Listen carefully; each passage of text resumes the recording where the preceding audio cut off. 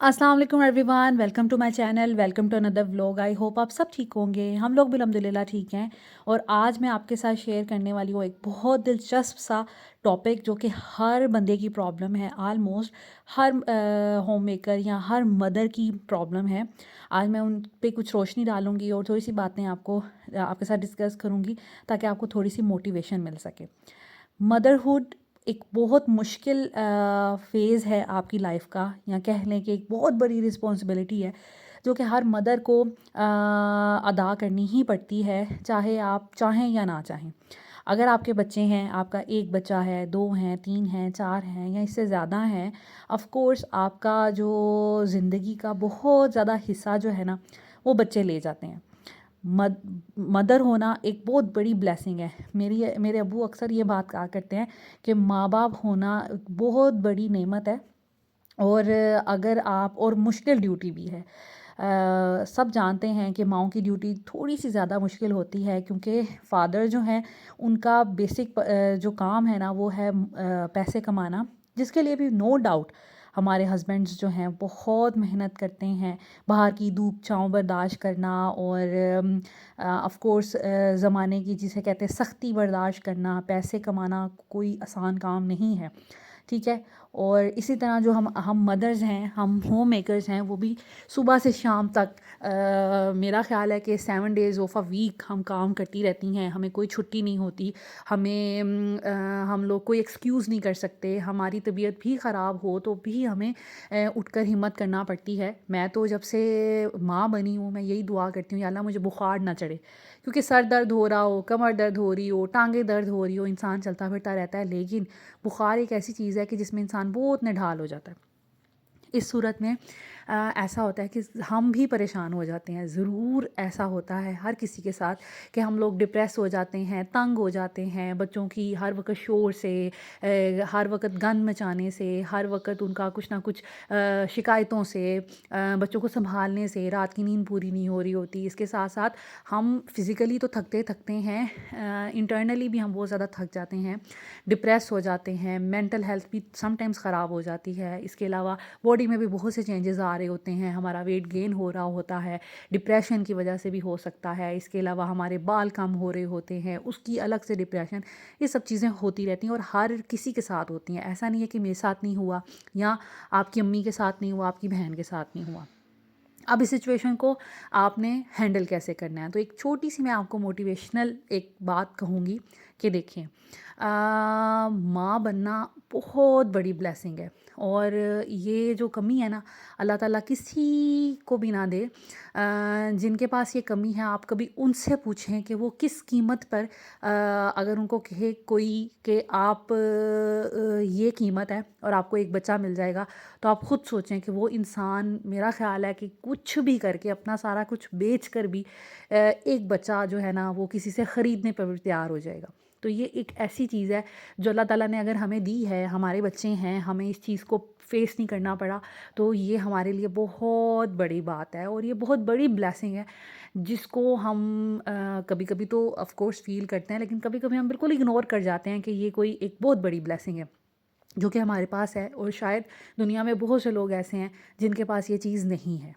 उसके बाद अगर मैं बात कहूँ, आप इसी बात से ही, आप जो मैंने पहला पॉइंट आपको बताया है, उसी से आप लोगों को बहुत मोटिवेशन मिलेगी और आप खुश हो जाएंगे कि हाँ यार वाकई अगर हम ऐसा फ़ील करना शुरू कर दें तो ये बहुत बड़ी बात है, जिसकी वजह से बाकी जो सारी चीज़ें हैं ना वो तो कुछ भी नहीं है।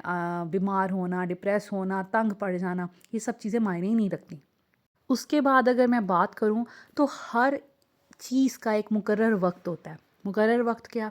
आप कहते हैं कि हमारे बच्चे छोटे भी हों, घर हर वक्त चमकता भी रहे, हम लोग भी टिप टॉप रहें, हर चीज़ तरीके सलीके से पड़ी भी रहे और हम अपने सारे काम भी आसानी से कर सकें, तो ऐसा नहीं है।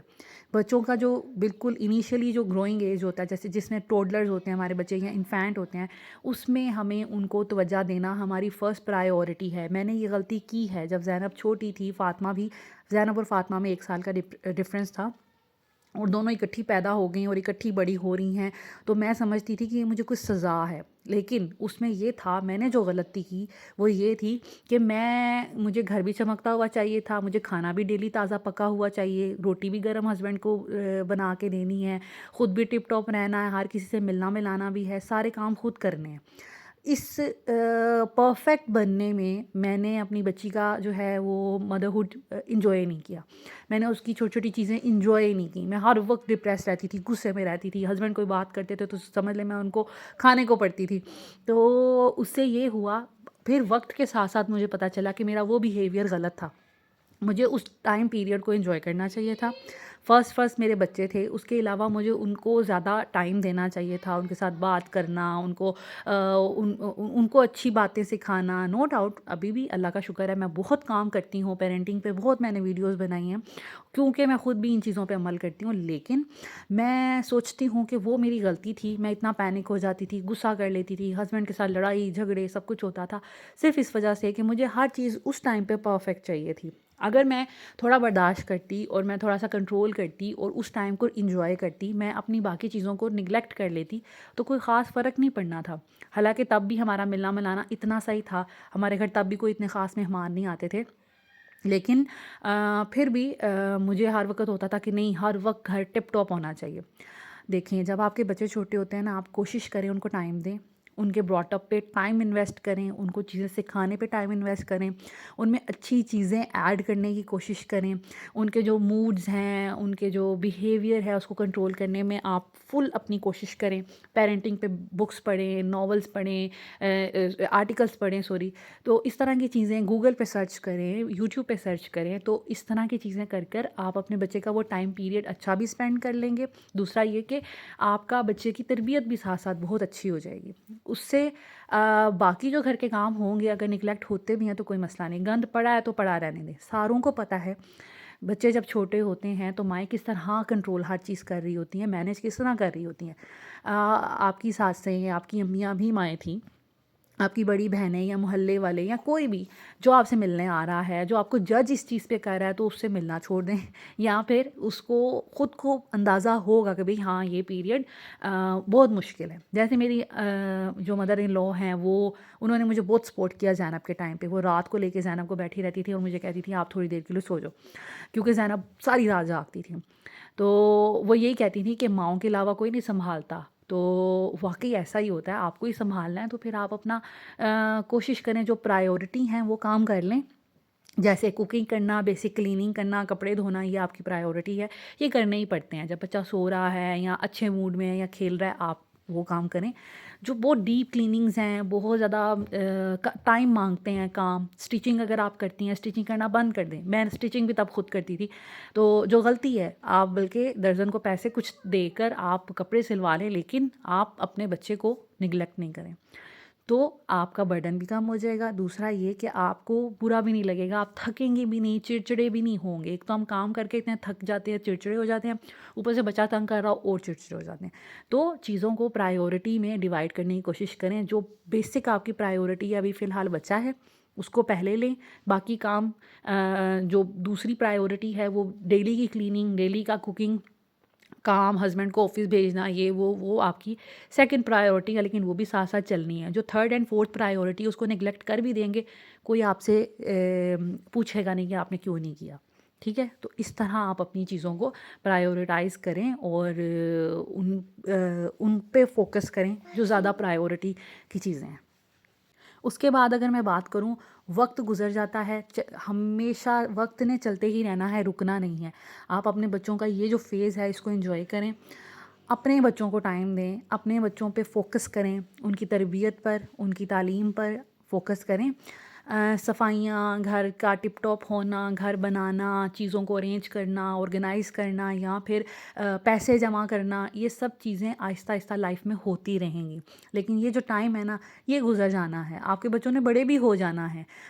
लेकिन बेहतर ये है कि वो अगर आपके साथ आपकी तरबियत के नीचे आप अच्छे तरीके से वो डेवलप हों, तो वो ज़्यादा प्रोडक्टिव रहेगा आपके लिए, बजाय इसके कि उस टाइम पर आप कुछ और कर रहे हैं, या आप अपने जॉब को टाइम दे रहे हैं, आप मनी सेविंग पे के पीछे पड़े हुए हैं, या फिर आप घर के कामों में पड़े हुए हैं। तो वो हो तो वो भी सारा कुछ जाना है, लेकिन प्रोडक्टिव आपके लिए ये रहेगा कि जो टाइम आपने अपने बच्चे को दिया है, आगे चलकर वो आपके क्लोज़ होगा, वो एक अच्छा इंसान बनेगा, वो इंटेलिजेंट होगा। तो मेरा ख़्याल है कि वो जिसे कहते हैं ना कि वो लॉन्ग टर्म बेनिफिट है आपका। तो ये शॉर्ट टर्म बेनिफिट्स छोड़ें, आप लॉन्ग टर्म बेनिफिट्स पे काम करें। बच्चों की मेंटल हेल्थ के लिए बाहर घूमना, पार्क्स में जाना, फ़िज़िकल एक्टिविटी करना, मैं नहीं कहती उनको जॉयलैंड लेके जाएँ, बहुत ज़्यादा पैसे स्पेंड करें, उनको बहुत हाई-फ़ाई रेस्टोरेंट्स में लेके जाएँ। लेकिन घर के करीब जो इर्द-गिर्द कोई फ्री वाला पार्क है, आप वहाँ लेके जाएँ बच्चों को, एन्जॉय करवाएँ। घर में मज़े-मज़े के खाने बनाएँ, बाहर के खाने अगर महँगे हैं, तो घर में उनको हर चीज़ यूट्यूब पे बहुत रेसिपीज़ हर चीज़ की पड़ी हुई हैं।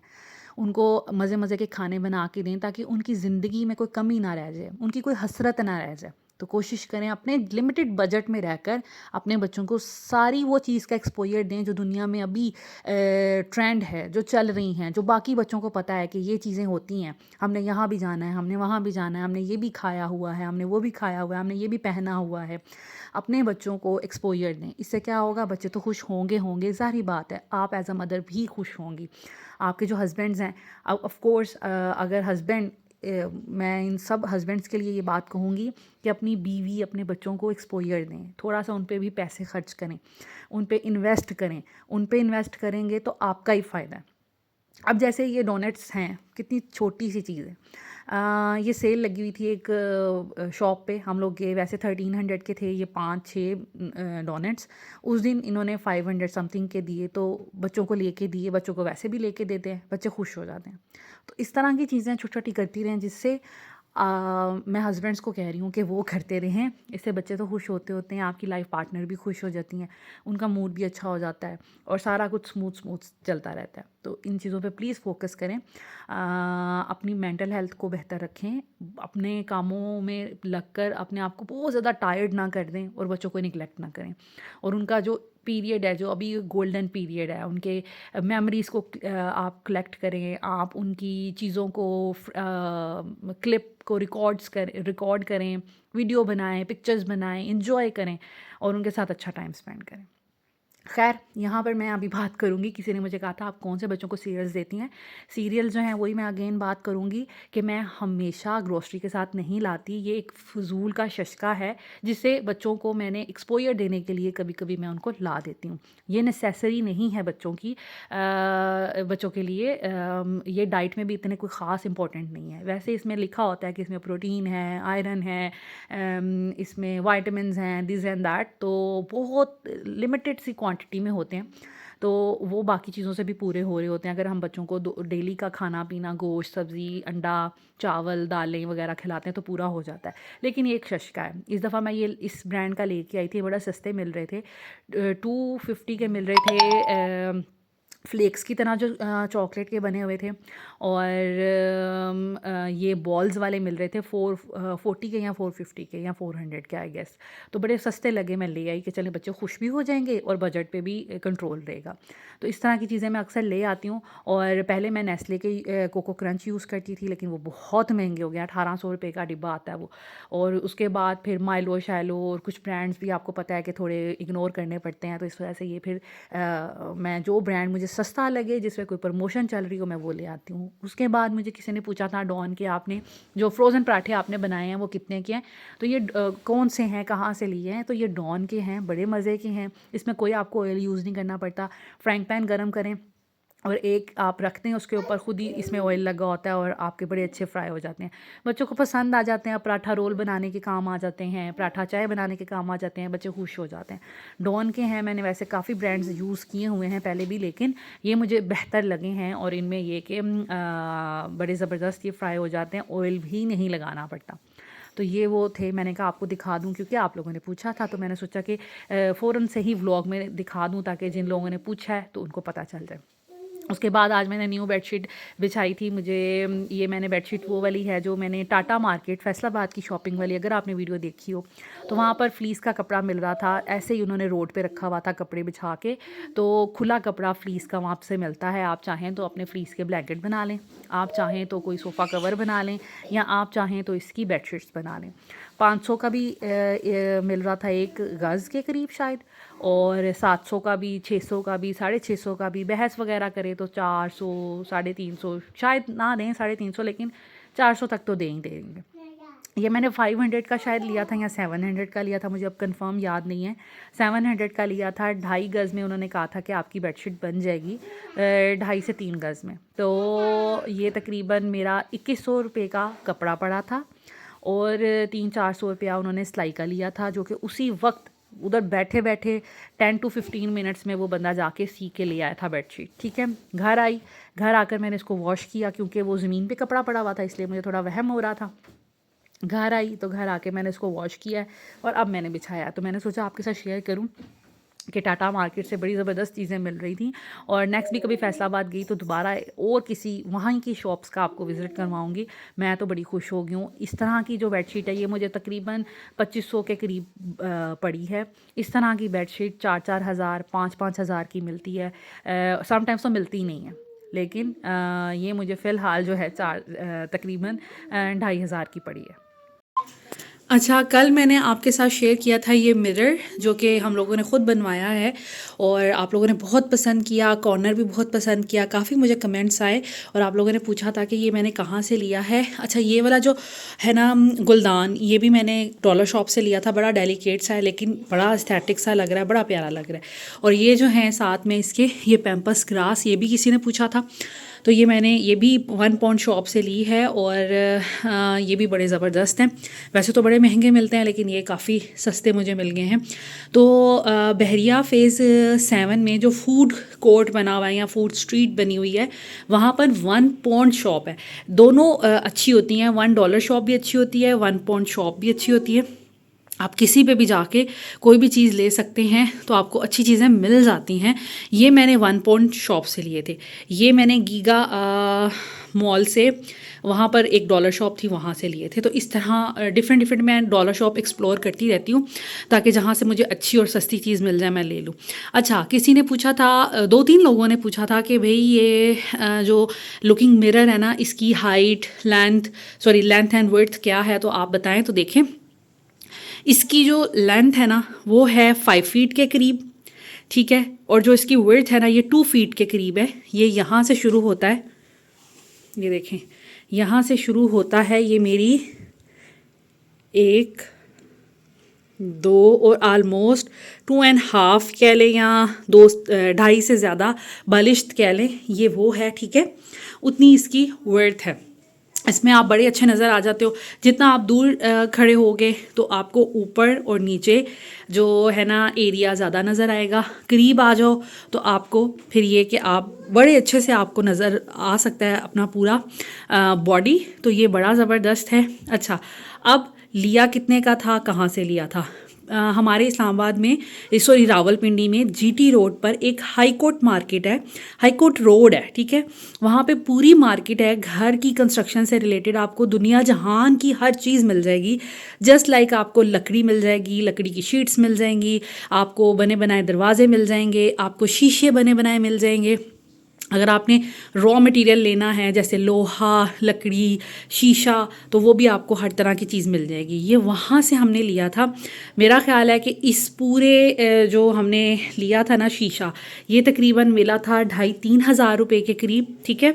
और इसको फिर कटवाना होता है, ठीक है, क्योंकि ये बिल्कुल सीधा सा शीशा था, तो हमने इसकी गुलाई बनवानी थी, तो हम लोगों ने इसको पे किया था बंदे को।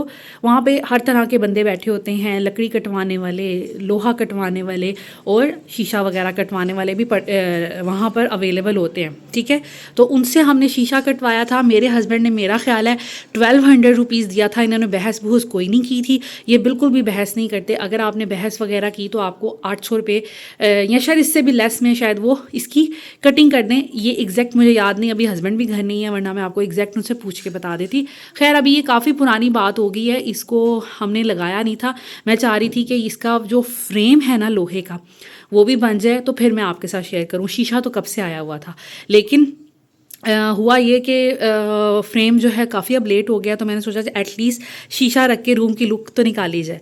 तो इस वजह से मैंने यहाँ पर ये रख लिया है। बड़ा प्यारा लगता है। बाकी ये कि आपने ये जो कटिंग है ना, ये आप उनको बता सकते हैं कि कितनी आपको चाहिए, निशान वगैरह लगा दें, पास खड़े होके बनवा लें, या आप किसी पेपर पे आर्क जो इसका है वो कटवा के, तो आप ये भी अपने हस्बैंड को, भाई को, किसी को भी दे सकते हैं। तो इस तरह इसकी लुक है। बाकी ऑनलाइन भी आप पेजेस पे या पिंटरेस्ट से भी इसके स्टाइल्स, इसके डिज़ाइंस वगैरह निकाल कर तो दे दें, कटिंग के वो पैसे लेते हैं और बड़ा ज़बरदस्त आपका मिरर बन जाता है। तो इन शॉर्ट इसकी जो प्राइस है अभी इस शीशे की 3-3.5 हज़ार रुपये में ये समझ लें बन जाएगा, जो कि बहुत रीज़नेबल है। इसके पीछे आप लाइट शाइट लगाएं, आपका रूम इतना अच्छा लगेगा। फ्रेम ना भी हो तो भी प्यारा लग रहा है। हमने फ्रेम का लोहा लिया हुआ है, वो उसकी कटिंग भी कराई हुई है, बस थोड़ा सा जोड़ना बाकी रह गया था ब्लैक कलर का। वो जब जुड़ेगा, जब हस्बैंड लेके आएंगे तो फिर मैं वो भी आपके साथ शेयर करूँगी। तो ये कुछ इस तरह इसका स्क्रीनशॉट आप ले सकते हैं, ठीक है। तो आपने अगर बनवाना है, और मैंने इसको थोड़ा सा पीछे करके लाइक ऐसे टिल्ट पीछे को हुआ है, इसलिए रखा हुआ है कि थोड़ी सी इसको सपोर्ट मिल जाए। और बाकी ये कि देख लें आप, इसमें जैसे मर्ज़ी मैं खड़ी, दूर हूँ, पास हूँ, सारा कुछ पूरी बॉडी नज़र आ रही है।